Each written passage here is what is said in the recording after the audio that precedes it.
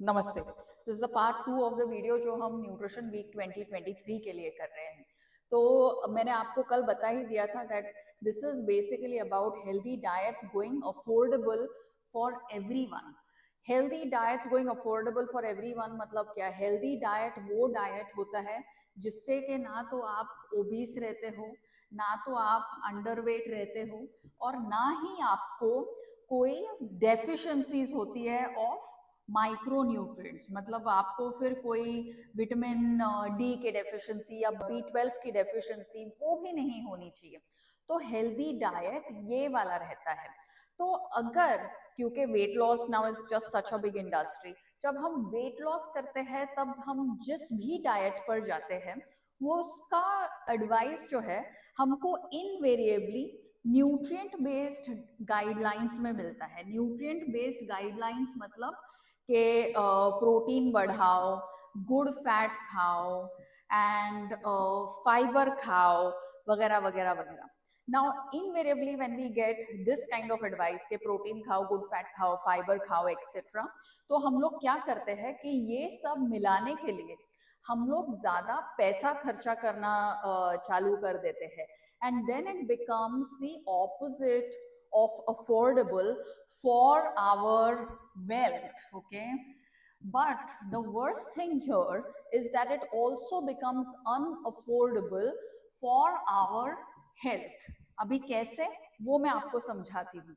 जब हम लोग न्यूट्रिएंट बेस्ड गाइडलाइंस के तरफ से जाते हैं तभी इनवेरिएबली हम लोग अनसस्टेनेबल वेट लॉस करते हैं। अनसस्टेनेबल वेट लॉस मतलब हम लोग फटाफट वेट लॉस कर देते हैं कि एक हफ्ते में या एक महीने में मैंने 5 किलो कम किया, 10 किलो कम किया, 15 किलो कम किया, वगैरह वगैरह वगैरह।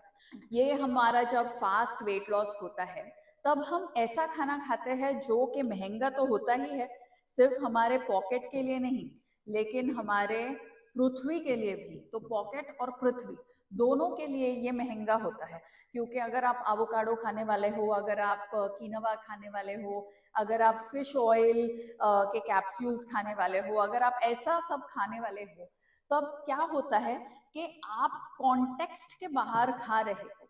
तो कॉन्टेक्स्ट क्या होता है? साइंस किस तरफ है? साइंस इस तरफ है कि आपका जो अफोर्डेबल डाइट है वो आपको वेल्थ और हेल्थ, उसको दोनों संभालने हैं। आपको अच्छे शेप में भी रहना है और आपको कोई माइक्रो न्यूट्रिएंट डेफिशिएंसीज भी नहीं होनी चाहिए। तो कॉन्टेक्स्ट जो डाइट का है वो आता है जब आपको कल्चर, क्विजीन, क्लाइमेट और क्रॉप साइकिल के हिसाब से डाइट मिलता है। मतलब आपके यहाँ का लोकल, सीजनल और ट्रेडिशनल फूड क्या है उसके हिसाब से जब आप खाना खाने लगते हो तो आपका वेट लॉस फास्ट नहीं होता लेकिन फॉरएवर हो जाता है। फॉरएवर वेट लॉस मतलब क्या? Weight loss that is sustainable. आप ऐसा खाना खाने लगते हो, लोकल, सीजनल, ट्रेडिशनल, जो आपको आगे फ्यूचर में जाके बंद नहीं करना पड़ता और नॉर्मल खाना नहीं खाना पड़ता। नॉर्मल खाने पे ही आप वेट लूज करते हो, और जब आप नॉर्मल खाने पर वेट लूज करते हो तभी you begin to lose 5 to 10% of your weight per year. तो 5 to 10% अगर आप 12 महीने में लूज करो तो उससे कहते हैं सस्टेनेबल वेट लॉस, जो कि आपके पॉकेट के लिए भी अच्छा है, आपके पृथ्वी के लिए भी अच्छा है। मतलब आपको एवोकाडो टोस्ट खाने का जरूरत नहीं है, आप इडली चटनी पे भी you can lose that weight. आज अगर आप 100 किलो के हो तो at the end of 1 year, सितंबर 2024 में आपको 95 या 90 किलो तक होना है। और इसमें जो मैंने आपको कल बताया था वो भी फैक्टर हम लोग कंसिडर कर लेते हैं, या उस फैक्टर पे भी हम लोग इम्प्रूव कर देते हैं, that when weight loss is sustainable तभी your you begin to lose your visceral fat also better. मतलब आपका जो पेट के ऊपर फैट है वो भी आप कम करने लगते हो। आपका वेस्ट टू हिप रेशियो भी इम्प्रूव होता है, आपका स्ट्रेंथ भी अच्छा रहता है, एंड मोर इम्पॉर्टेंटली आपका बोन मिनरल डेंसिटी भी प्रोटेक्ट होता है। नहीं तो क्या होता है कि वेट लॉस के चक्कर में यहाँ सारे फैक्टर्स पर आप कॉम्प्रोमाइज कर देते हो, और जो वेट लॉस आपने फास्ट किया वो लंबे समय तक रहता भी नहीं है। जो वजन आपने 2 महीने में कम किया वो 2 हफ्ते में डबल चढ़ता है।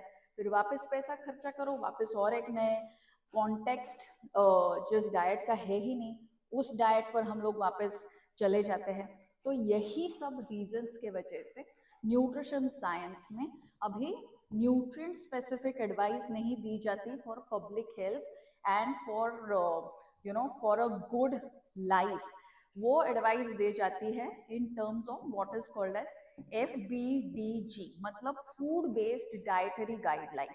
जब आपको कोई आपका खाना या न्यूट्रिशन इंप्रूव करने को बोले तभी उसको आपके फूड का नाम लेना है, न्यूट्रिएंट का नहीं। क्योंकि अगर न्यूट्रिएंट का नाम लेंगे तो क्या होता है, जैसे अगर आपको किसी ने बोला कि आप प्रोटीन बढ़ाओ, तो क्या होता है कि आप प्रोटीन वाला बिस्किट ले लेते हो या प्रोटीन वाला शेक ले लेते हो या फिर दाल ज्यादा खाते हो, राइस कम कर देते हो।